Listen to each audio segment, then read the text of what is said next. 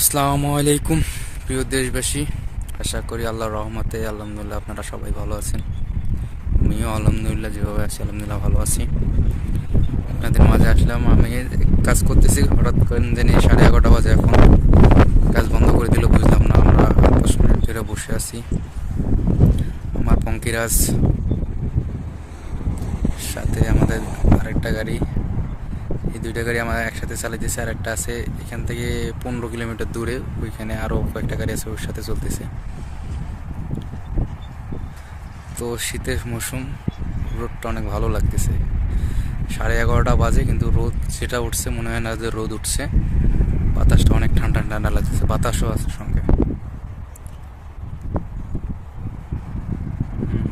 ভাই আমার ঘুমাইতেছে গাড়ির ভিতরে।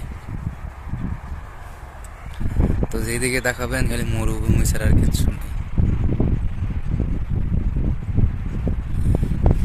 আর এটা আমার জন্য আলহামদুলিল্লাহ একটা খুশি সংবাদ। আমাকে কপিল গতকালকে হোয়াটসঅ্যাপে মেসেজ দিয়ে বলতেছে, মোহাম্মদ চিন্তা করো না, আমি 6-7 দিনের ভিতরে তোমার সব কিছু তৈরি করে দেবো, তুমি একটু ধৈর্য ধরো।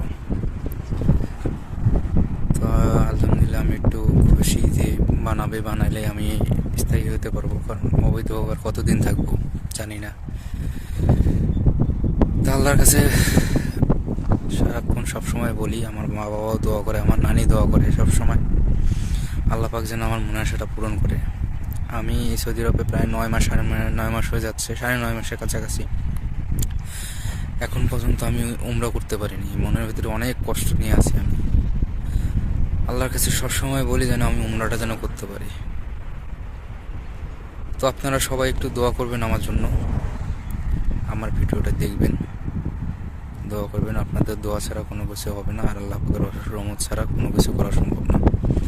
তো সবাই ভালো থাকবেন, সবার কাছে অনুরোধ, সবাই একটু দোয়া করবেন।